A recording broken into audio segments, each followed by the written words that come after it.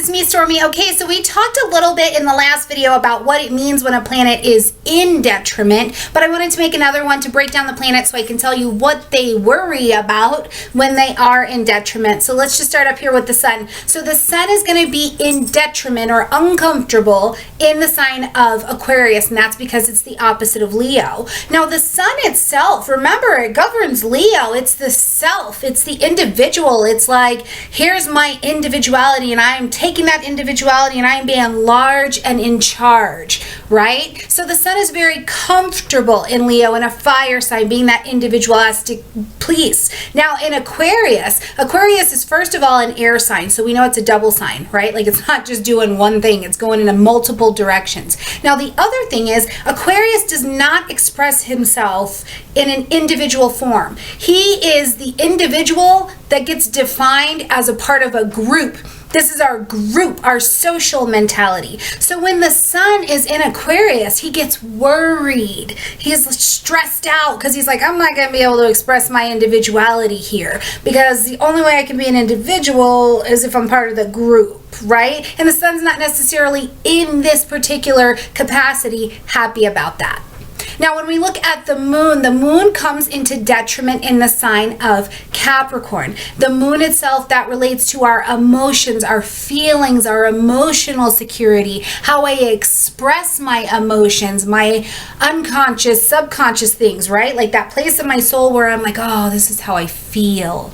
Now, Capricorn is traditionally ruled by Saturn, which is structure, limitations, boundary. We're contained, right? Like, we have a unique reputation, and it's not always the warmest one. It can be a little bit cold because we have responsibilities to take care of. So when we see the moon come into Capricorn, it becomes in detriment, because then the moon is worried that he doesn't know how to express himself. He's like, wait a minute, I'm in this really structured place and I want to talk about how I feel, but I'm not sure how to appropriately do that. I'm not sure how to share these emotions and how to express myself like this, right? So now you have to think of it in this capacity. So in this space, when the moon is worried about all of this, what does it feel like? My feelings are having to be kept below the surface and I'm really uncomfortable.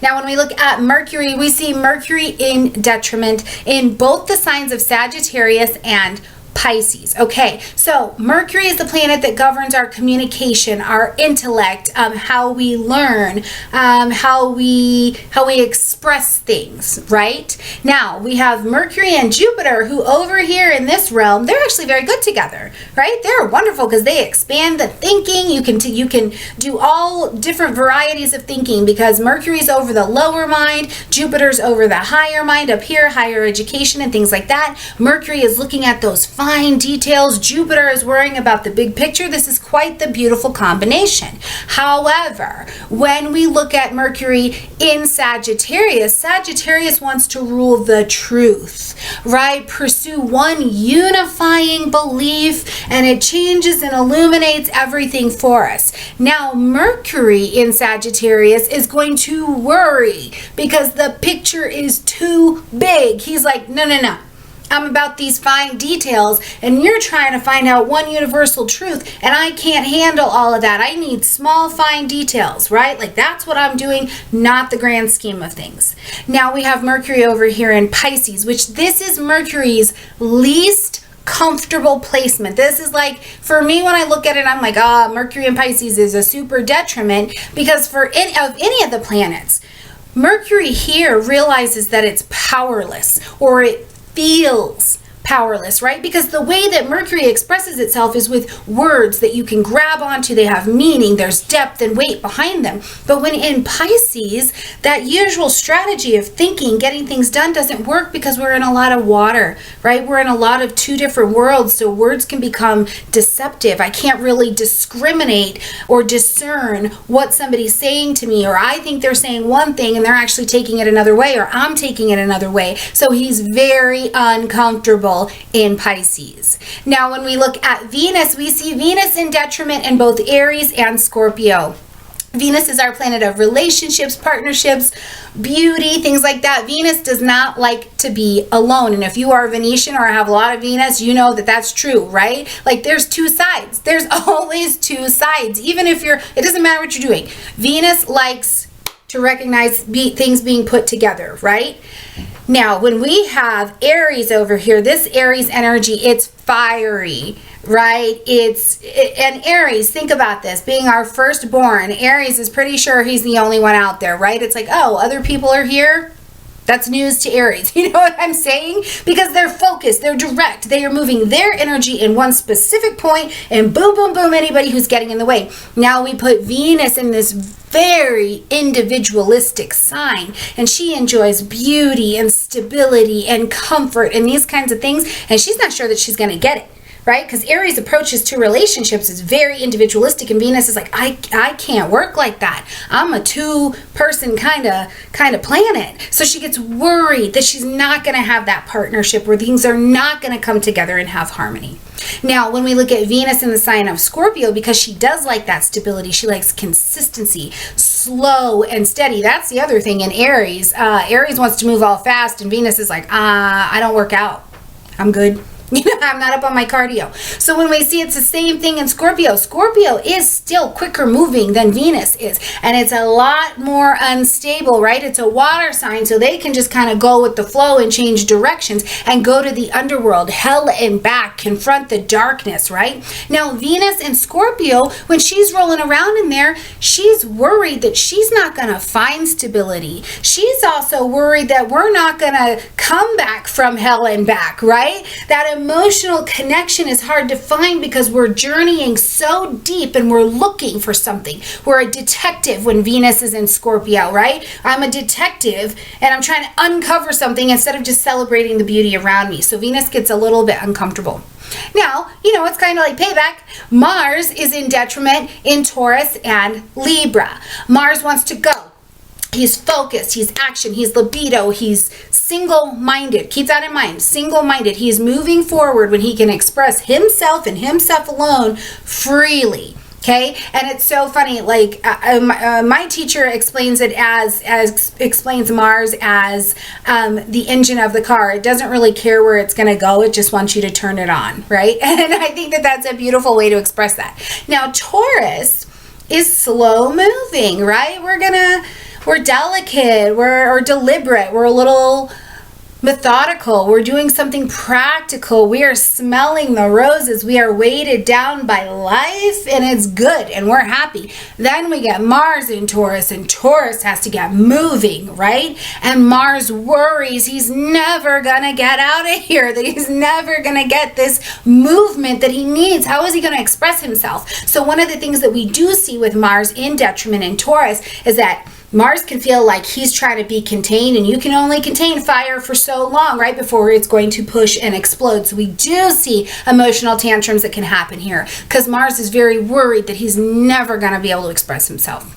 Now, Mars in the sign of Libra, a little bit more comfortable. Fire and air getting together, they expand. That can be really beautiful. So, Mars is like, yes, action.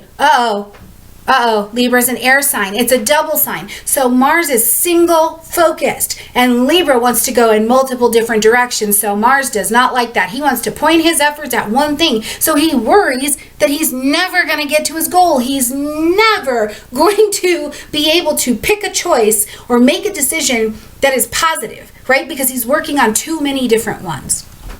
We see Jupiter in detriment in the signs of Gemini and Virgo. Jupiter, we talked about it, this higher mind. Mercury is governing that lower mind. So it's the big picture Jupiter, little picture Mercury signs, right? Now, this includes things like that big abstract concepts for Jupiter, religion, philosophy, faith, spirituality, that kind of stuff, right?